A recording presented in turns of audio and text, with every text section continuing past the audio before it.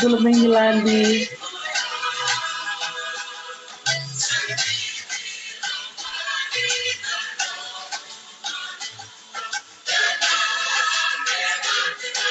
So, bula binaka mengilandi may Australia, bula ni Silandi.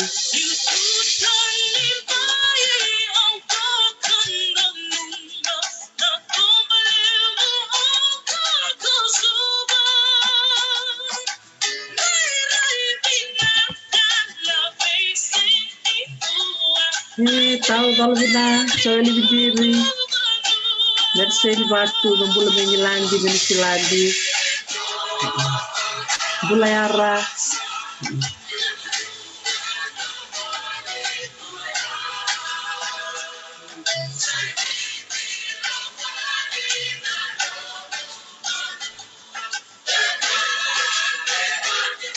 Mulong bula pane.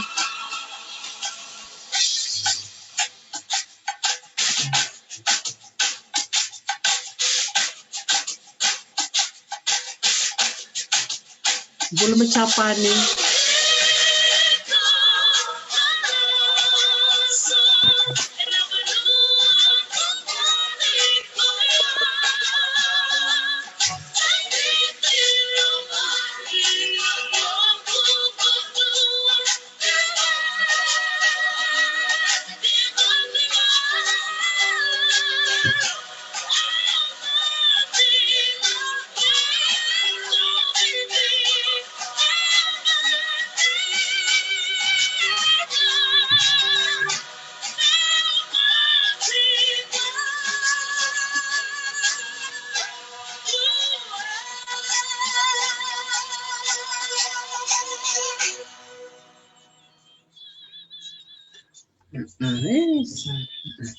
Naka valevu ni bulu binaka na turanga na marama ni siama tikumai na kabina ni kuwa bulu binaka pasha idha ngilamba June kamida the bulu binaka Renuka Kumar Kiora from New Zealand. Thank you for logging in. Lela Lubu kemdomi California the bulu binaka Litiana Wangalevu isa binaka valevu na sema mai mastale mai chapani Panerarabula may Pacific Haba, binakabakalib sar na siya matikumay. Na maraw sar bakalib na sigalikua, niti kong gobat kay Kenda, ndo na nonda hulangi, ndokai, hulangi taukay, huwag sarbi ke muni ni sana na makitikumay na Nairobi talanoa, and kay binakani sigalikua. Balati chikon do na isongo-songo sa dabitan no takatikumay, and ndo nung balabungon na Tapioca Growers Association.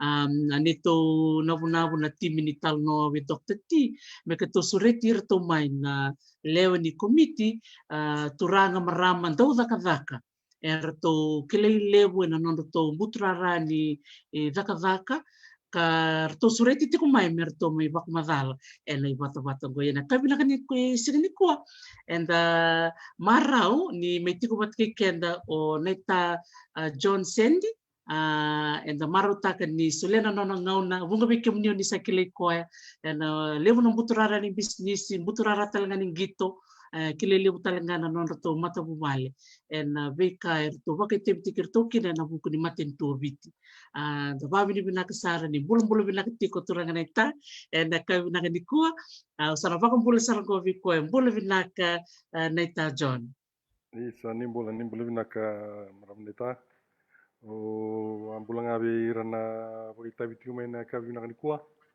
kita kan indon bitol no binaka na lewu nakaran da biu seitaka kau iyo sa nanam makiti kunin pasu binaka bitol no sabi na vale usar mete ko na nga na nantaro vital no ni kuwa rambek nga ni vamadal teke muni manda na buno ni dabutumikina na buno ni susukina buno mbek ni bulikina no muni korni vase tuku tambek nga ni binakata me ke mami kila ena buku ni na no muni mata bubali binako ni dabutumikina. Oke, iya binaka nita ye tomanda bitangana kamu kreme da tuna nanumati ko na bawni ko ang kesona kandan daruna viton vital nota ka so na manitu ko na sona ka ang garabuti ko kreme ni toranga na yalo tan lo mabina kan batus O kere mo kunin ni Indo ena no mani via tuku ni ukina. Isa, dono vinaka vale. Tata tiko. Kani koro eu sustunga mina koro so ngona na lago boka na guposa na boso vaviti na bombau na de switchinga boka we moroni boso te keni ronga da ningai boka don tanga mai.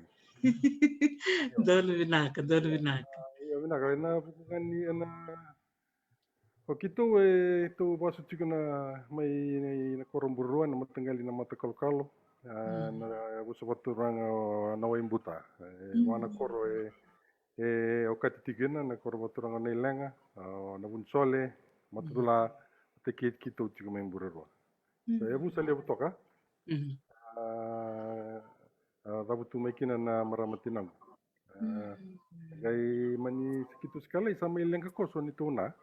Gai susun kito tiko ni tuna na lebu. Sakito lebu kanango na eu bote itu dingo bote tuna. Tu lebu kanango na kito susun kami na korsa kito nganangan nibu kito ngai mai tiko isoba. Tuna ngai kito sa buli rau tiko isoba nango na. Ya binangan tu kami nangan den da kalau ngati ni lebu na kanda bulida sana vinto konto kai na biro krokobi kotana yalong ganga na yalong bole matuka ya mai to sa mai te buna buli na suba grama na suba infant na ngona mai to sa na suba grama mai bukata war ngu buli na marist le busar ngu tokani marama bater ngu tokani turanga ki mami buli batam mai grama rasa singa serangan indo batam ngu mai buli tali na marist. Isa. Langan ngati boka kornibuli ngone aya sa kwet juga sa da mai go sa da senda biokan itu ngakam bimbinga. Hindi na sar. Iya, apa juga nita. Totoka baka uti na isususu ni susu mikir me baka ni pamatalata kai sa melanga na maramati na muni durmelo mana no muni na lebu me bisusu da marota katiko na bulanggo nita na Women's History Month baka talngaki na International Women's Day na vital no kedo baka na bulanggo au baka lisechu nga ber na linga ni bisusu. Linga ni besusu. Ndora kau beba madaltaka na buku ni besusu e takaba na nomuni na marama tinamuni kena nomuni na lebu na nomususu take mai. Iya binaka indona bisusu de sar engkara mai batan yo ro mendenga babiti ni seng na luben raw. Iya sama ni garab kito jiko sa meto besar nangon sa may ramay lengka kina kito sa may was may takana sungun di wasungkel sa iya bidan na kalili be chiko lomani bi susu ya batundu na to susu banga may na lomani bula ba itoke bulan kroke bina bilomani na bi yokani watanan nito sa nito maro itu may na biokan ya meto may nangonong kanto kai ko endo telngana ka mendan to nanu mutiko bombot ni lebu telngana mutu bubale se lebu na turanga na mara martingo era amure telembanga me na bula wakanga ya ni era bula tiko me nando telena vale era susu mai kina se da ngoli mai ramai tiko isu bara susu ramai gravital tiko na vale ni kan ye lebu na single parent family ke so kambing bitu kina mendan doro koboti kuna nondra bitumberi na irna marlama kura bingarabi kota so virna ma beti ni sangan lugan ramai susu ngatu na matubiokan ni sari kambing bi yang manangan do dona kau ndoka u marota kau babin binakatan ni usota kami nambula evoka tambaka poka butu ni auta kana no gumbula na tema buta na gukle au clear na kangu kau valep sar nangon ni ndende kito kimen sotka cuma nangon ni to tumbura itu mai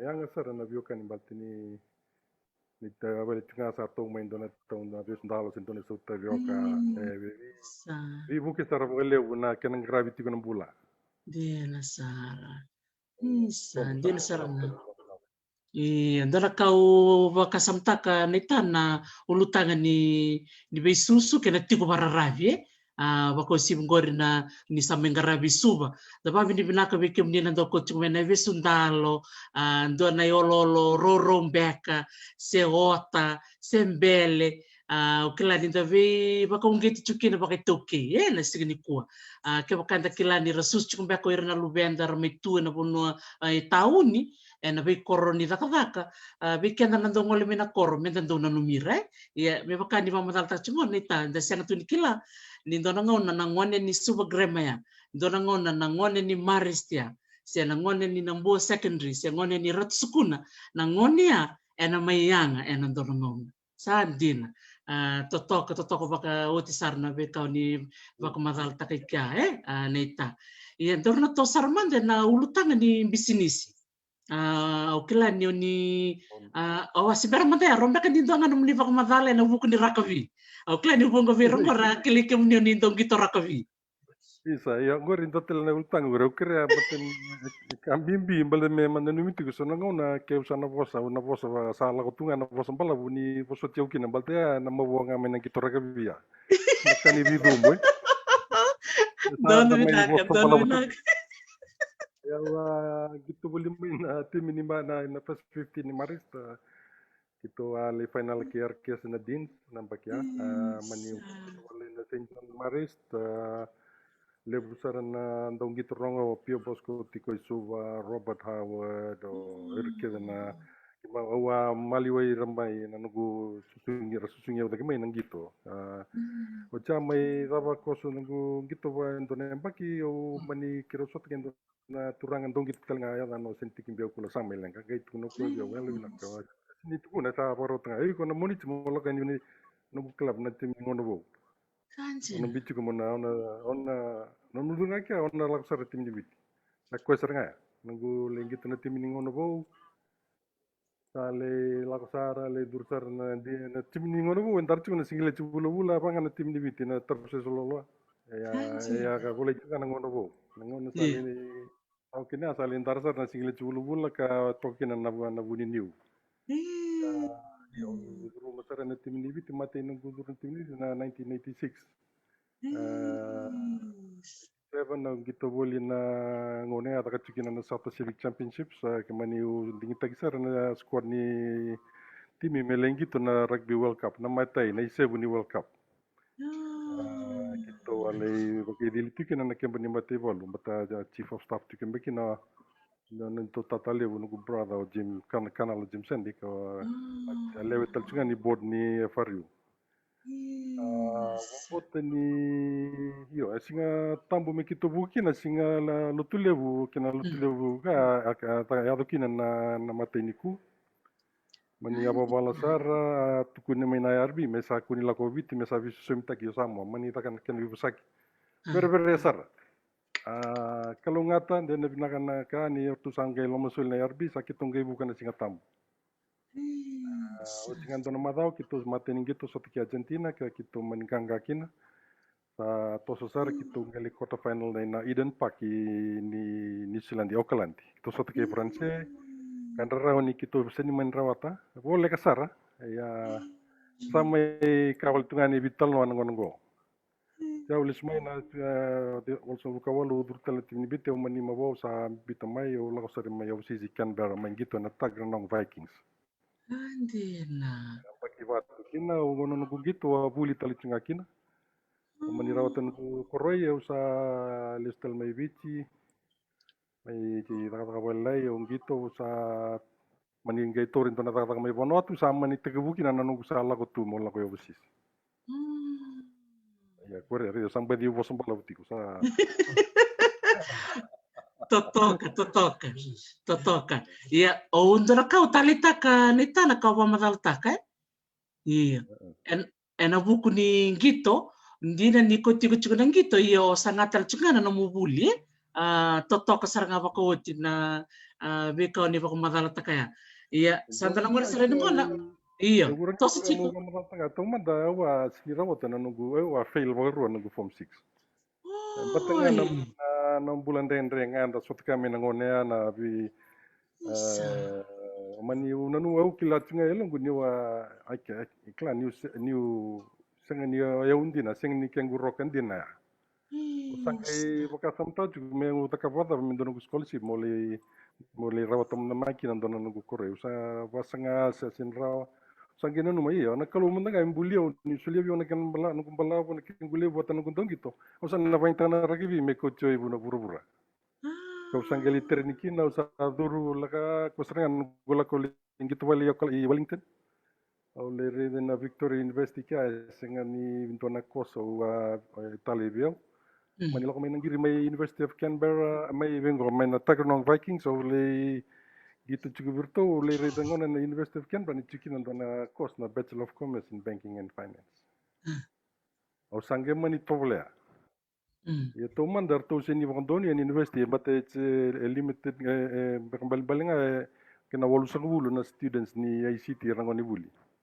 To mani sulang avion na Bachelor of Administration. O sa Manila kapa nagu first semester nga utaka kita na units ni banking and finance kaman indon na nagu credit score vinaka o Revenue University kero ni to transfer tike o kina Bachelor of Commerce sangga to Wakandonia ya Allah batal juga nagu gitu nango na talanga ya sing ni kime misomi nang daung gitu Santina macam kinang gitu utaka juga nagu club mani sangan nagu batana usaha relati gonde na uci nang gitu ngo nang gay bakatap iya, usa mani soto tonga sa rawangan nunggu kore usa may hospital nga nunggu tigo may ken barambat evono binaka ono totoka sa rim CV nga nang batang-bata. Isa. Ngono ni winta sa nango ningit to santa pa usa indorot. Yeso mbay watunga na kena na romanal sena kena tal nomber. Isa, totoka na sasanga ni mo baka ngatakan ng gito o laki duru na ulu tanga ni buli yang ko na nomu sasanga ya sa meva besarang ko na nomu o tambana ni bisnis ibat kena daka roni hoba madal tak manda na itik bu ni nomu ngoleani na buru-buru ni bisnis Iya benar kaya na kira juga kira orang semata juga pun gitu betul betul nggak ya atau don rida mai nunggu kana ngona ni na runikila nangona nangona ya na 1980s sempera mai viti na television na TV nangona ya kimi do waronga be Grammy dan na Rachel na se me kimi mirongo na ningit kana voltegi buno Australia se me ngilanji se minislanji kimi do soso to kana Rachel na waronga Indo rongo tanga ne dan renandong gitu lo mi francer mi gitu. Enda rita lo taka tunon ta bakasa mai sa tamatali menangan tamatango kla. Iya. Ya nango na sangge mendar kini sigile cibulu bulan ni usa di rara usa saya kira tamatango kira usa iswatu tonga. Kita kata mena dulu nanti usi bici ya. Ni kota mena polo urang patakan dona tekel ya pakila. Usangge mai di pakan di tagelo mah kuseng ayo hotel nga world class. Veni, vinaka taileu. Ya, kita bawa ke moro ya. Nakani le sangi roro, nakani sangi wata ki memi takabot may nangone abati nito nanale bunale sili viva nakake de ndona mbula binaka ki memi sot kamay. So that was the background May kya sangi Beautiful. Le rakaka sangi bakan takatalanga may usan na tubule me una sagando nung business. Se me una sanga motoma na nung kumbula na rara bakan business ini oti na nung kumbula. Sama ni may kau le apply sa na dona ba taka may Vanuatu. Vanuatu nda kilatu ni tax haven offshore banking center kwa. Balimbal le una irna turangan marama si na company wakaila borando may maroy tika na nonra capital mekakuni do textile. Iya, sangeni nunggu takatachi kona nunggu limaro ya mena kena investaki. Batana ka ugulida batana nunggu takataka may banambang usa suli kilaki na nunggu kilaka sali usara ina tambana. Usa manlinggar abati kona na kena maro ina labo na bunoli investaki na market ikedi buru-buru na stock exchange, sena bond market, sena currency market. Iya, udah kata tikina mani ureti telangan indon kata tambaki mai papuni gini. Port Moresby nangonea ni nakilambe kana bangi rongole mo na Rothschild. Ya rentu ndo kenanda uchi kona kenando finance tak se boki lobo tak kina garni kola sena uno lagi kami kina na wai na oil so es dona tomba na tolite uta ke pot mosbi bota ki sotel na invest so na shareholders mika tunge bangarati ko so amele daga kina usamuni le o pol kerkere o kamuni rawata kina ko na buna nungula ko i Papua Gini mo le daga daka en nando to ka merchant bank na Rothschilds ka au ci nungu kontak ya sama ni ulibuna ka ulida usali teke buna kina na nungu business ika. Ka rosa bulu wara da nemba ki nungu tume kina. Iyo, sama ni na ronondolu wangoli sumai na ronondolu kono mai bidana nemba ki ule stale.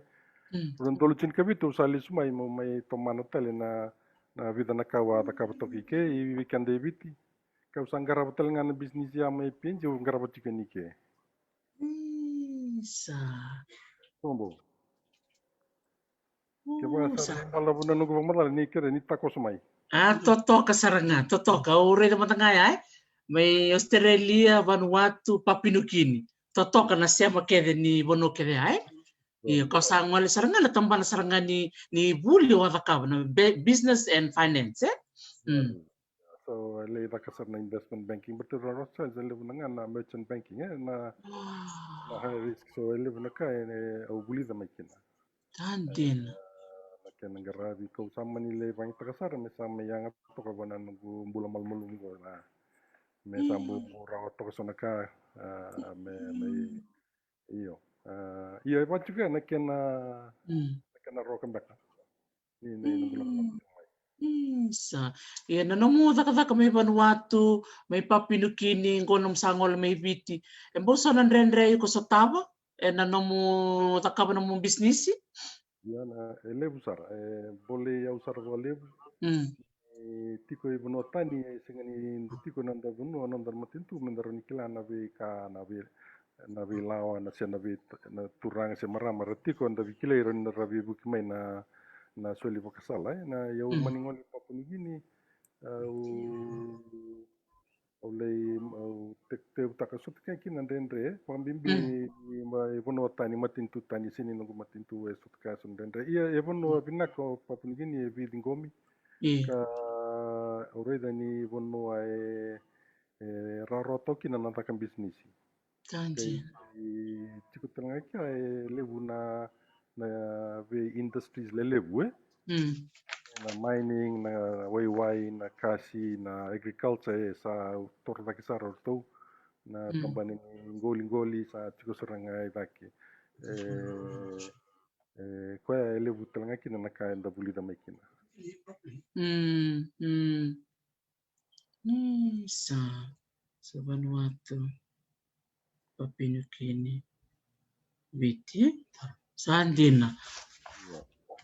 Sanggai nanamu sanggai ngole me me Vanuatu me Papua New Guinea ka ngole me biti na dapat sanggai baungeti kemuni neta moni durma na lomani songo na Tapioca Growers Association. Naka iyo nanungu ngole me biti potamba kidonga na mumayato yo butakan don nanungu boloni ngangi ngona. Papua New Guinea mani kune kina ni tutal ngai kana ngona.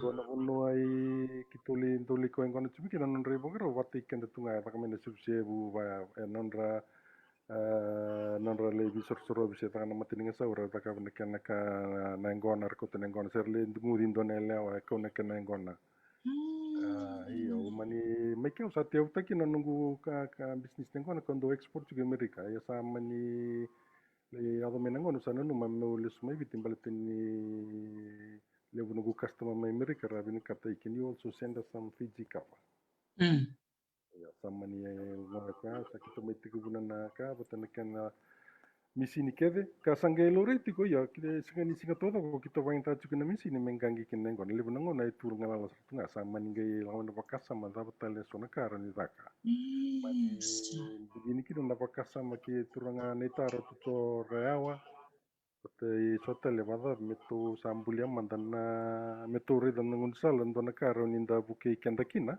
Mimbi nangona ni covid ngo. Sangge budini meki na bakasa ma mevada metu sata kap mandana ka Tapioca na palawan ni Tapioca. Sangay imbudin meka sa tosa sartigo me sa mea do mengo. Eva tigo mea nekeni tigo bu. Nakena misini vata nakena valawe tigo bi abono ya usema maikina. Sandina. Sandina. Tapi mata toga. Dono, vinakasaranga. Nagaridea na nomu takapati kuna ingangi ni yangona, eh? Iya, ongerida na misili nga ingangi kina yangona roni takatalikine sonaka.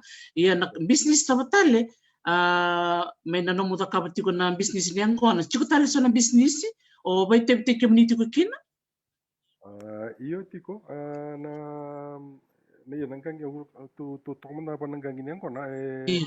Misini kita venta kasi ni tuku na ituki ni ko anda kilai biti na ituki na kana ituki. Kito na food grade na grinder na crusher stainless steel kede.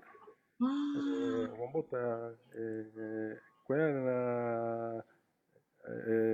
ndolabuki na ndo na buru-buru bombe kan ni kana roni lore ni misini batan rar ni taka na falawa ni kasa ni tavioka andalo na vundi na uto sona matangali falawa ngo voli takichu voli buru-buru ambaleta na health benefits Jena. ya se yang ngi doktor ngati ko ta banda se mbere ni landi kino kenda en raingo da voli tingan wit mesil ya menda mai va kani tu ni tiku ngana karon de ka me da buke kenda kina wata na matintu na kena sangai me wata da kena tosta kete eta tosta kena ba se va kokota kena non dambula wela Jena. ya se va tiku me na kena budi na mena vital no ya kani i marau sena vi vaunge tiveu na non to sama ikota na executive merto sam di wakati kumai na kena sama ya don na nanga usambu kurumbu ya umbu nduka ukato kan usambu kilato kasuna kaya urida na non to ngarapati kumai na executive ni tabio ko grow sa usambu ubagade usaranga ko kito sa investor nga kina wambuta ni natiko na ken na levo na kana mbule kenda kina ya na buru-buru nga ni business Jena sa. Tenindo na business menda tevuta ka menda na numa ni na mataki nga sana teko bubu torne ken na buo Jena saranga. Mulai kenda tiko na levo na kana vingati na misi na isau ni witi chiko sarera ele na kango ya wambuta ni tiko sa mental entar ni kito sarera tiko na hoteles ni itabe ko gross kaki menito vital na tawalim nangai tu kampura katika ni nangon satu stick na ya neka ni kwa sama vaka kedikina na tomba kedikina na wiring ni misi ni vo ka sako mai bombo madame ko sana tika gangi kina na palawa itabe ko ya sakito vo soto makauti na ukla satu vaka kasi chiotali chiko na komiti sama dua tadi juga ya sa kani maron sama ita karawan ko misi ni vo na kana press iya Totoka. Isa, Reina. Kaya kita tutuko na mikanda, congratulations. Totoka makawati na Itavio dong karabati kena nomulo masuli. Turangan itamo, bibuke berton na executive ni Itavio Growers Association. Sa wana na bundina. Dari na misi nga, o baka yung atake ng gangi ni Angona, o sa may baka yung atake talangango na gangi ni Itavio. Saan din? Ya dona buli levo ko to mi weekend balata ni levo nangon ndando rongo de virana ndo tite. Ibi na kena market na kena tiba ke maraka. Ya mai na raya na market balata chunga na nda buli taka chunga baka umumu na buat na tabio ka sendalo as a commodity. Ya kan ko to da ke me rakan kena process taki. En dollar basar levo na market ibo ya sin tukini ani na rawa ena tiko na kana dende ya ndo na market levo sar balete ni sa kama mata taki ya pauta na kana shelf life na balavu le kla dollar basar kina levo na kana export taki senga soni dende balete ni sa pauta ka senga ni va totopa ni va ko ngene tabio kana quarantine biosecurity issues ni raw commodity and rendre Right. Ya misali po tutagi sa tawanitanga raka may wana HACCP standard factory na kani hygiene. Nanalangani sa ako sara siyang so nilevo na kaya natatao. May na biosecurity siya na kaya nanduluray na kaya. Ya ende endo la batale so na raivo me baka ko tito sa mamadalta juga ne panita kanandalo na palawa me na bundi na uto so na ka ivoli ngai me tiko talanga ni Fiji brand ena vambota ni na raoni ni na voli la vinasara I sono market level kama ya Amerika ya na wana wetiko Sandina. Isa. May baka ni paro ni sotal ng business ito. Iya. Iyo tiko na isa yo tiko boy tabital tsinga na kena vanga tiko sana batu talei sana vandi kambani sana ka makau tiko mai Isa. na kito wat toman kito wat kata tsinga mai na vosa bana I daki na saudoko. Isa. Lambe ka si ili wando kelitika na menginis. Na saudoko ikibigana si Sivia virtu na Merah. Iya. 1950s na menginis ate Cavani export levu tondo ni viti na ngona ya. Andina. May luto na kenesi na market kebro sama ni may nguli rabitu na industry ya. Na sama ni tosara may nangonongo kito sangge may bangara batu tali juga na kaulan bakasen ya. Isa. Hotel na company nangonovo investments company limited. Atau ya buta kinangona ni SVT nangona kina turang premisa volengo Mr. Mbuka to ngona tanga tiga mungkin na fijanoli sa tungena no masona minister chikina to volengo chitoko okimodi chontani okimodi sa me sa lenga mendonga na kama ni bembeletir na medikan dan itu ko era politiko ne bol kaumbulai ya company ya to tinga mana tamatanga na no man on the street singa ni bebuki na matintu Andina pamea na kini kenti wati ke bu ata kana kana share drive sa bulati ko mai sota kati ko sonen dente mani sa me domingo sa tosu vina kasar mai sa audit takitiko to audit takitiko na Ernst & Young na accounting firm na kana assets bega boila sa vive tuko na $1 million Andina ya level na nitu yabu ni assets na property Sandina ya sa baru nga me bulan minggu sina bulo o me sana kambina ngono sana kambina stock exchange level isupa Sandina ito la ramba na kian na shares na leoni gano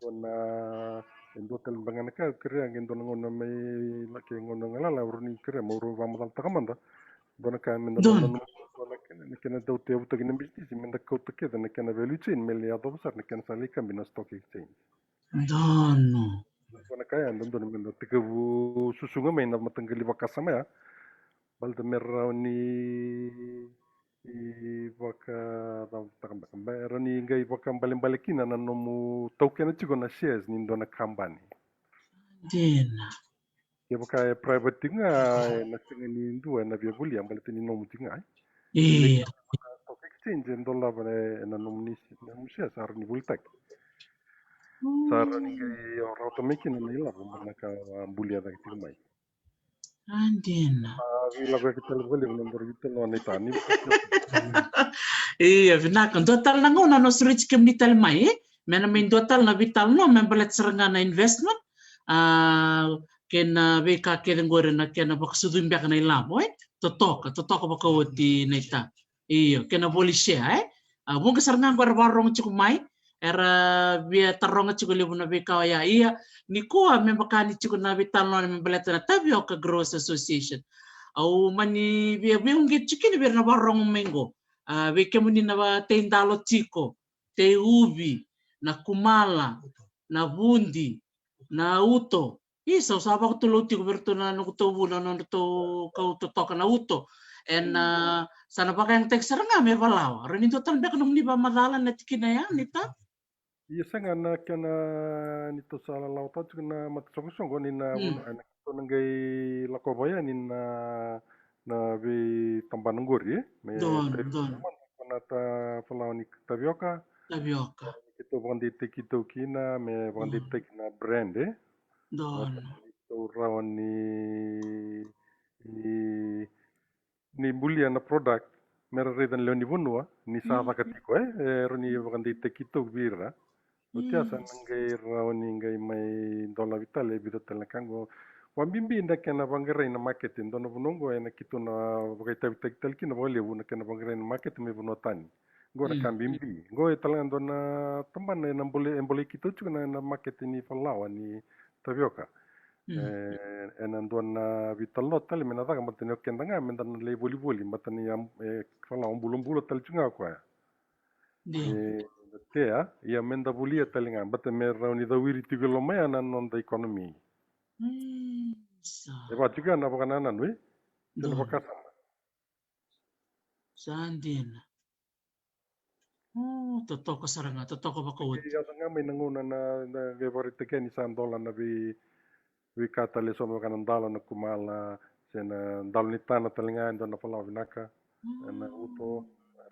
Flaw bulan-bulan baleta na ngonong na levo ni COVID salatingo na malewe burubura sara pangkarati na kakana so ero ni va bulan-bulan tekira me tango makira me wana vi mateso sa tiga bubiso na bukanana ni tamata sa koso na kana junk food na sara pangkara na kakana na Jel sara ana iya wat kume abuna ya butik me kinana rai sa garakana me mitalitaka netana no muni bitokoni ena no muni soliana no muni misini ena kena baka nga teki chiko berto na kaba kop yang gondo sali baka nga taka na no mdobe misin lele me baka ni tukoni chiko mi ai stainless steel e baka grade teki talanga food grade bata kena certification rin do man no muni baka madala me baleta na certification process untuk laku durumutiko Iya, kambimbi na tambana neta baleta kitu awang takana certification na bukungan ini to binakata me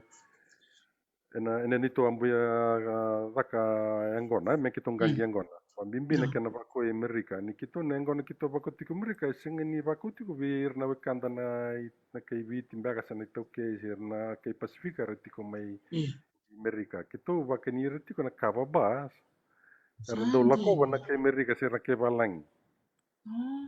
Ya kan balim-balin in kilir na wakanda na Amerika ke baka nga indona dalalele na wile wete ken dasar. Dia nasaranga. Kabimbingo na kina na certification. Yes. Ni orto na FDA na Food and Drug Administration. Yes. Me comply tigo na nito factory na non-to regulation balatini lako juga nengon na Amerika ko wili chuko baka kana it's a food it's a dietary supplement. Yes, Antin. To satisfy all those botanical kerua na HACCP standards na HACCP Australia kita pamburi na standard ni HACCP Australia to sama intikaba sama ni takina itu to batangan na kena oro kikiru ni pamutal taka bukan na certifications and standards and batangan din indo na factory ni kaka na Australia o na standard to na HACCP Australia. Yeah.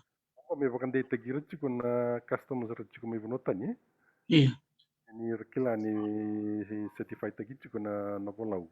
Yang sangai ngono sa tu taka mikin Tapioca sangai le kerita lewana FDA batana Australia batana biosecurity biti na classification ni Tapioca. Ina rabinan dala kita na le kerita le na classification sangai nangai wili talenga mai bana bidana classification pakatarai vikito. Antin. Saya biar matat juga. Donu saranga rong binaka.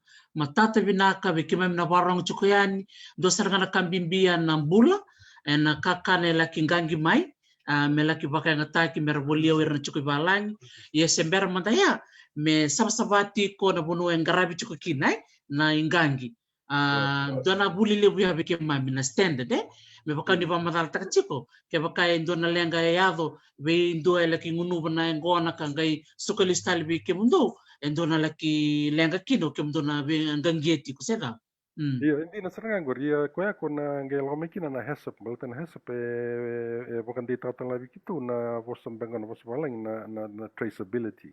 right Kena na baka murilesu, manda yeah baka butulesu na bibun wale sos making na watur manda nengon na yeah na teryoka. Ni na lang mai ena chipenito system kilai ni betchingo ko bakongo na tavio ko chigelo me lang mai bana tete ni sei ni mai wimbau lang mai bana tete ni mere mai lo mai vuna ke bukan dona kaele nga kitu nga boka muri lesu Dina.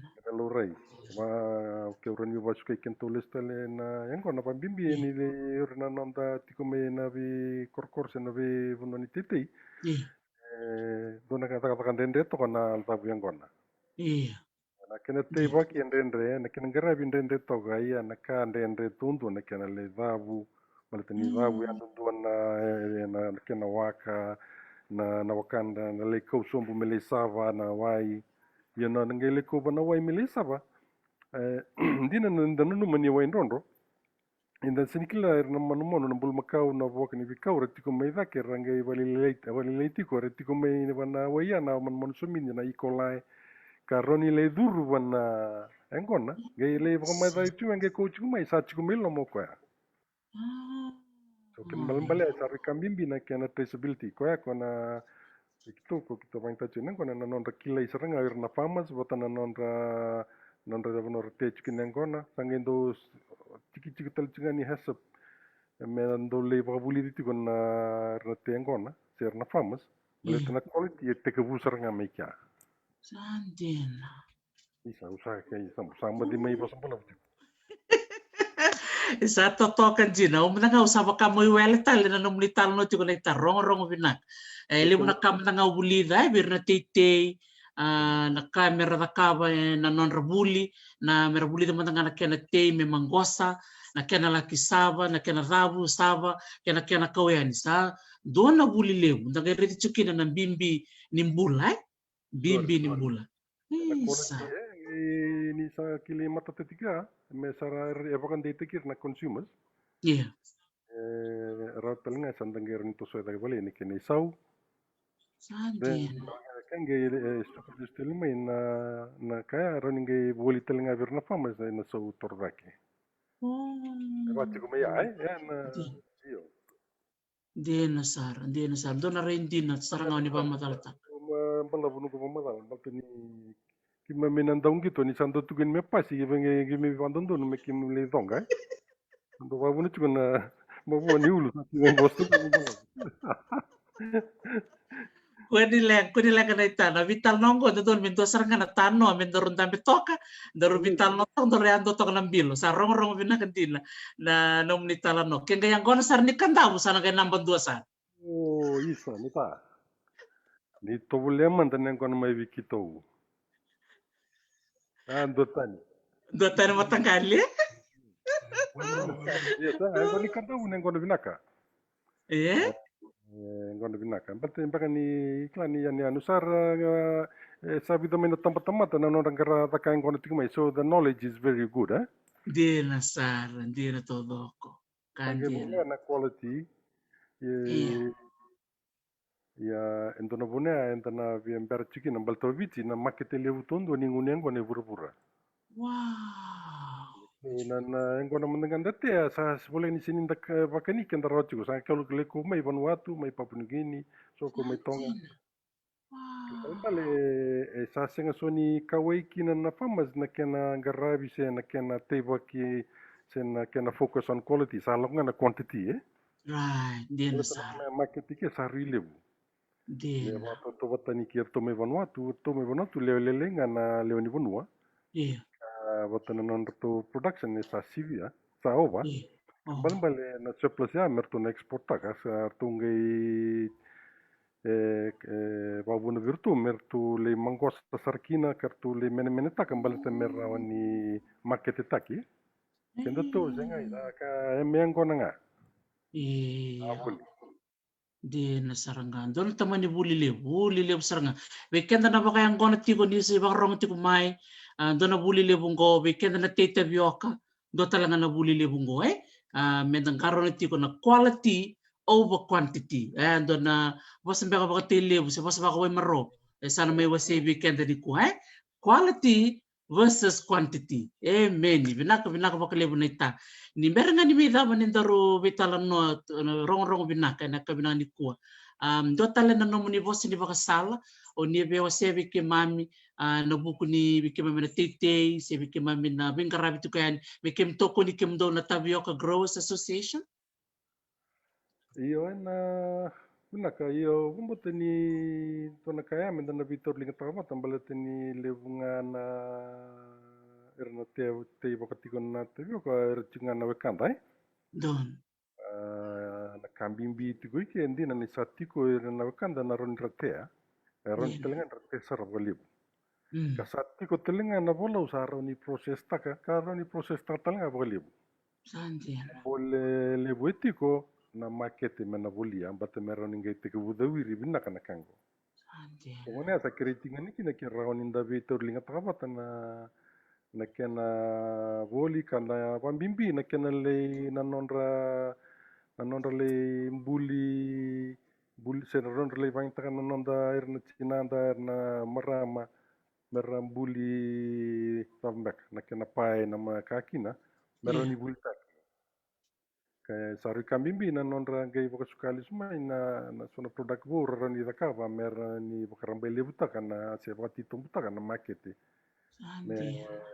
me roni la sa le wili me sana kani kakan tikona bisinga dena me roni ngai baka data ka tikona kana sa tege butumbu na bisnis ko ngaya na bambuta na itabile bu ke ayo mananga u ke retiko bambimbo sini win kata mo mai takosa bana nangusun tu na leoni komiti lebu ya usa ni bakanga ni kereti mo nita usa kereti na bono ngaya o krer ni kerinda vitor linga trabata sangonga ni tiko bana Tapioca tiko tala na ngona ni lebunga birna nonda enda tengona tiko dona rara wando rongo da birna na wekanda na tengona ni ra limanemba ki setul nemba ki na nonra posota tiko na singa na uda andra kita na nonra tambete tiko na mbamba Boto nang rangkabi tiko na ka me sa tabu ke dia sama singa ni sarge ko to mena makete sange mela wanata ni na isauni ngona vira dena saranga o endo na rara walebu baka samtaga sanga to mena makete sange metuku na wakanda ko boli no ya will only buy at this price do na rara walebu etumburi na wakanda nando boli sken balmbale dona buno yan don menda baka samale skina pambimbi kenda ni toko inda tigo me buno tani inda buli tigo nengona anda sandingi nengona inda buli ako me lome vir na wekanda ertiko na bikorkor dona engona lebu la tigo ngir Amerika ya dana tuka nengoni bitia ya nengoni Vanuatu buli tigo ya saya la tali tigo Vanuatu nengona na ilabu keda so ya ibida naka menda nanumati ko Idon. Nanda vitoko ni me raoni dei kam na value chain me sukale stelima vir na wekanda ni tukana vikorkor. Isa sabi mata toka. Toka saranga binaka baka lebu. Lebu saranga na kaki may buli da bikim ni nita lebu na bosa rong binako ni pamatal takmea na value chain na branding na standard na traceability na quality lebu na bosa lebu ay abira na le walu sang bulu baka tata baka rong tuk meni kuwa klan ni bungar na kay sarsar ni wochi ni dorobitala no era tali takachuk mena vital no ni kuwa ni lebu na kanda bulida dana numir na do tite di na saranga na kau ni tukuna na itae na buno na singa na uda era ongo nga takatuna no tite era kay sirso minabu ang goberto minamusi sirso minabu ang lawato na pratap na kenisaw sa musin Kawal. Iya. Baik, untuk minta sate kebundingian na bai bambimbi be na kandar tingwe bunotani dan doli buli yang kona na be istoa. Minta sandon dingia serenga pabinakan dapat tilawat pabinakan na yang kona ta minta buli yang betul minta kilati koni namai nakana binakan na suka telemai weekend right. Don sa. Darangani ulaku kira meu babin Don. benanga ni toro ni ndongan go bosalele virtuna kango minakoro. Don binak. Ya ora yo wanta tuna tuna na virtuna chungor tuna ngunang kon chungor bacini wai. Woi nrau. Kuni mbole tu boli benda bille bun mata ka metuna nga gembalira. Oh ortona vita mani chungor wai la romula. Ortongor mai nebidulai na buda korrom burua salo masartuani. Indonesia nga tunggur Indonesia na tanwa.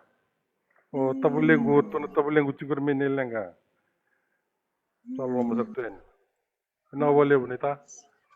Totoka bakauti. Naka bakalib sar nita na ngono ni Sulemai bi keto na kabinang ni kuwa na vital no ni wasevi kenda ni kuwa ya vital na taro chukumengo ni kuni lenga o turanga nita na ngai lista lemai na total na ngoni vital no member letter na vital no ni shareholders and investment ni kakuni lenga sa teka munang rango turangan ita na vital no ni Tapioca Growers Association na cover corp ke na bunga tali na bay business na ngono bo investments and ang surit tali o kem ni nita na bulan beka mingo ando na ngono ngalalang game into talom ni talno sa ando beka ya Isa dono ni mo ni nanu mutinga ni sa nanto posum pala butiko so. Ya andon taka andon. Kudi lenga ni sa posoti makatu kem kanga into to na tano meka yang gona beka ngani kandavu na matata na vital no vinanga bagale nita iya naka nakabalib sara ningay mo toka iya nakabalib sara bikim ni nabarang chukumai and bese burubura and vital no totoka bat kiturangan nita John Sandy uklan ni marutak sarba kelebu sala le kutu ni kakuni lo malenga bikim ni natarum chukumai membaleta na investment o nita and tikutal na nona ngandre menang walital mai menang gamito malatal na nona vital no sa ta marutaka sa madal takaya kwa ni kuwa ni sa tikabu na gangi ni falawa. Sa totokan din ba ko te? Biba kung get chikino ko weekend na bakangele menda te bakalew na Tapioca, te bakalew ng boka na sulo, na suli, ng doko, te bakalew tala na be ikaw dam search tala so. Kumala.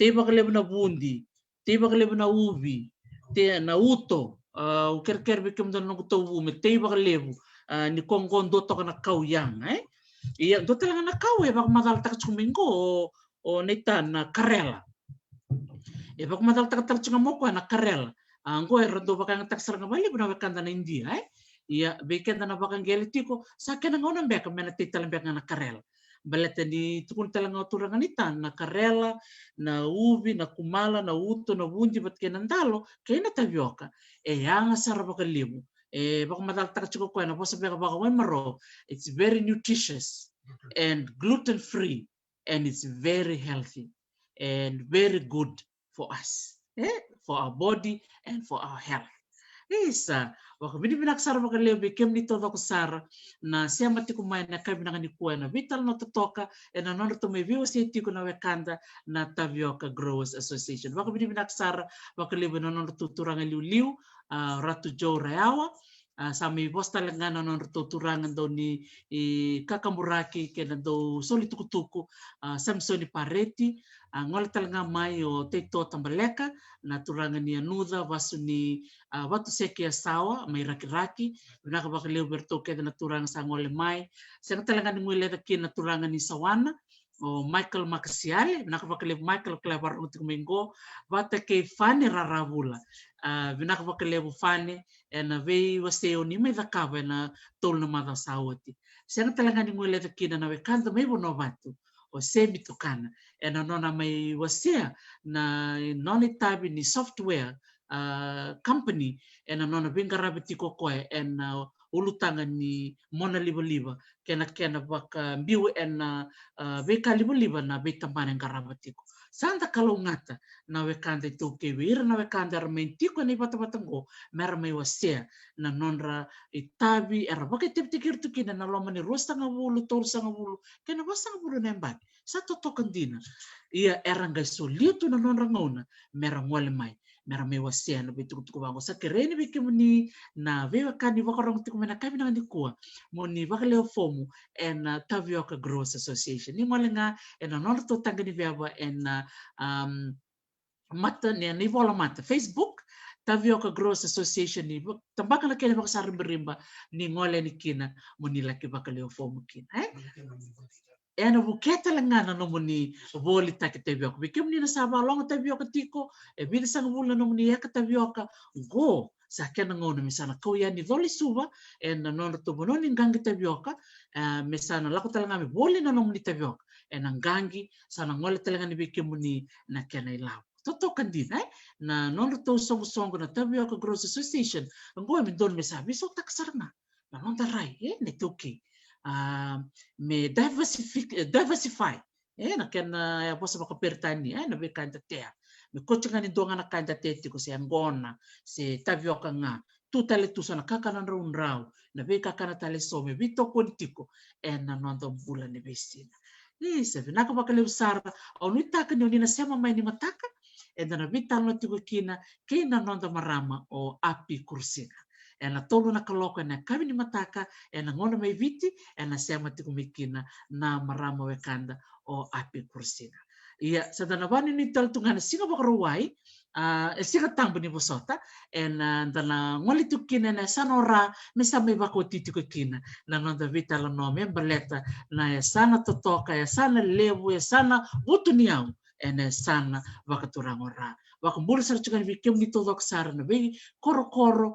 ke na rosa ngabulu na tikina ena bonua ora au ni taka ni vikem ni na sema tiku mani kua au ni taka ni marotaka na veta la noa ngoli tiku yan ena nonte bata wakatale na kina na neto bata ni YouTube channel na tala no with Dr. T ke kau ni sembera ni wakaleo fomu na nongu YouTube channel subscribe na kena dana beka wakatavu au sakire ke muni ngole ni kina ena nongu YouTube channel tala no with Dr. T ni tambak ngani baka sari berimba na subscribe ni ngole ngana ulu tangango na waka na bulkau ni subscribe sar ke baka tiku na nomni Gmail vikem ni na sema tiku mai ke tiku nomni Gmail dodon me automatic na nomuni dhuria di loma baleta na Google ro vi politiko kerto na YouTube sarto sando batanga na kambani beka na keni we dabuti au ni taka ni tali taka tiko na